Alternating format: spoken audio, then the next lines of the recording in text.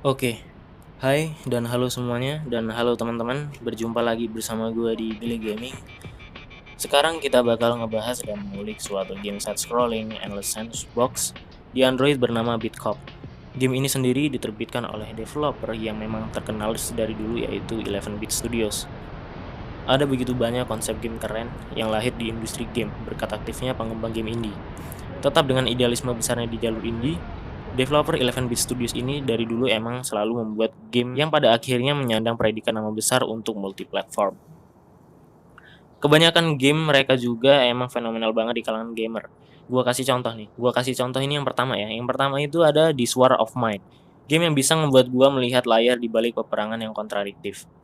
Ini adalah salah satu game yang punya banyak segudang pesan moral untuk sisi kemanusiaan bagi gua sendiri.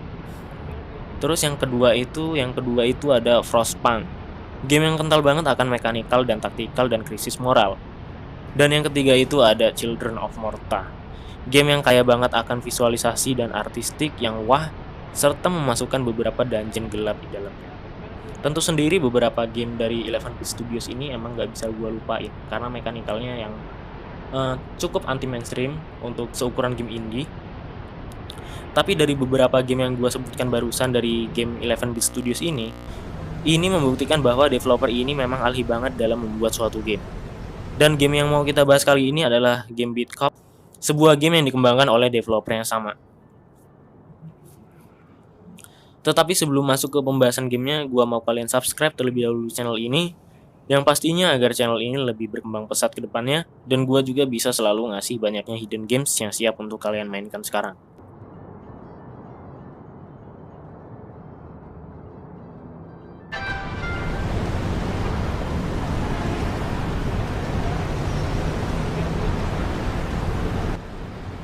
Untuk yang pertama kita akan membahas plotnya terlebih dahulu.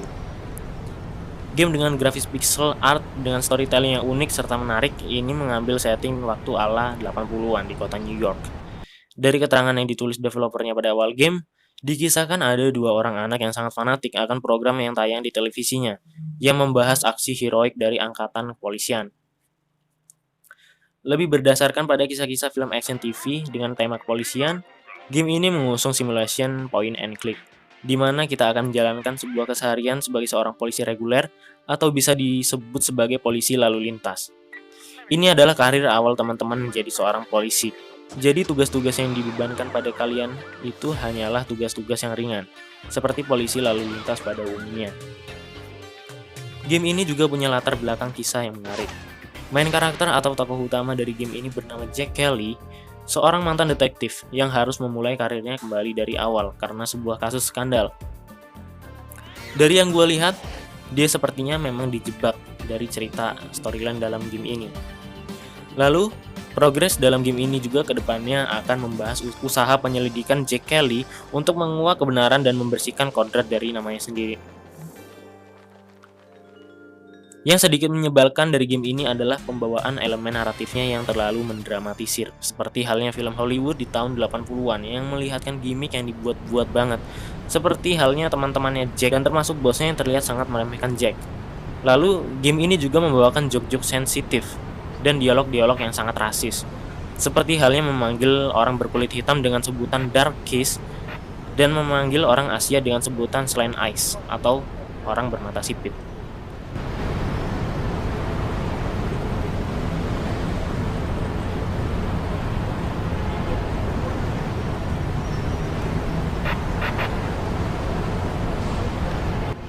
Joke seperti ini memang sangat mewabah di tahun 80-an. Tetapi jika joke seperti ini dimasukkan ke dalam sebuah game memanglah sangat tidak pantas untuk orang-orang di zaman sekarang yang tingkat leluconnya semakin tinggi. Yang kedua, kita langsung aja masuk ke mekanisme gameplay. Seperti game point and click pada umumnya, di sini kita akan berperan sebagai polisi reguler di tahun 1980-an. Kalau soal masalah gameplay mechanics, Beat Cop memang bisa gue katakan bagus banget dari segala sisi. Dengan banyaknya segudang karakter yang terlibat di dalam gamenya, awalnya gue sedikit terkejut karena pembawaan karakter semuanya itu cukup balance. Walaupun begitu, sebagai game yang membawakan story drama 80-an yang meracik beberapa kasus misteri, Beat Cop cukup mengalami struggle di beberapa titik penceritaan. Gue sendiri menemukan genre misteri sekaligus action yang dikombin menjadi satu di dalam game ini. Setiap misi teman-teman itu akan diberikan sebuah daily objektif seperti menilang kendaraan, menubruk jalan kaki, menilang dan derek sebuah kendaraan seperti mobil, motor, termasuk menangkap pencuri kecil yang beraksi di pertokoan.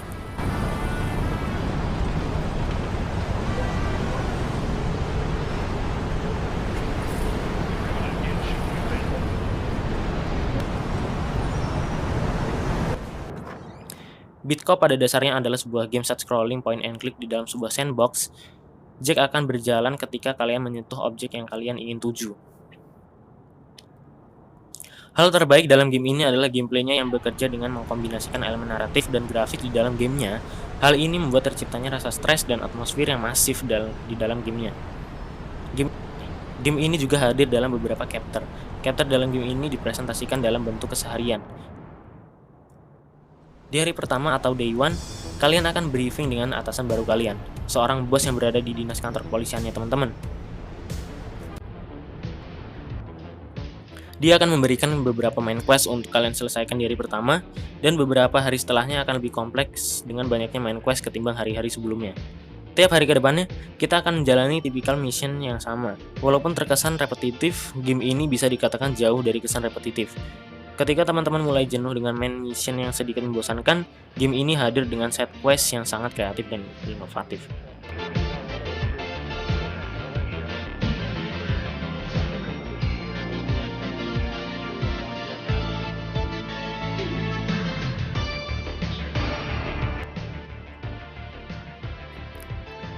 Selain mengawasi mobil yang parkir sembarangan, kalian juga bisa menyelesaikan side quest seperti bersosialisasi dengan para warga sekitar maupun menjalankan permintaan atau request dari warga sekitar. Terkadang pencuri juga muncul di tengah-tengah area dan kalian harus mencari dan menangkapnya. Pemilik toko dan restoran pun terkadang meminta bantuan kepada kalian. Walaupun sewaktu-waktu kalian harus memakai telepon berbayar untuk mengetahui request dari permintaan mereka. Dan yang paling menarik, yaitu kalian bisa membentuk aliansi dengan para geng jalanan ataupun para dari segala banyaknya tindakan yang kalian lakukan di dalam gamenya, hal ini akan berdampak terhadap image kalian di mata masyarakat, juga di mata kelompok mafia tertentu, maupun di status berkalian di kepolisian. Teman-teman bisa melakukan apa saja sesuka kalian, karena struktur dari game ini menuntut kebebasan terhadap karakter kalian. Kalian bisa menerima sogokan, kalian bisa bergabung dengan tindak kriminal terorganisir, dan mengabaikan daily objektif yang diberikan dari atasan. Namun jika teman-teman melakukan hal tersebut, mungkin teman-teman tak akan mengetahui seluk-beluk dari story yang disajikan dalam game ini.